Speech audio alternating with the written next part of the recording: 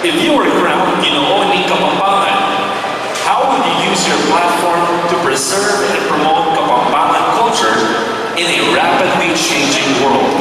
In Filipino, kung ikaw ang kukoronahang Ginoo ni Kapampangan, paano mo gagamitin ang iyong plataforma upang mapanatili at maitaguyod ang kultura ng Kapampangan sa mabilis na nagbabagong mundo?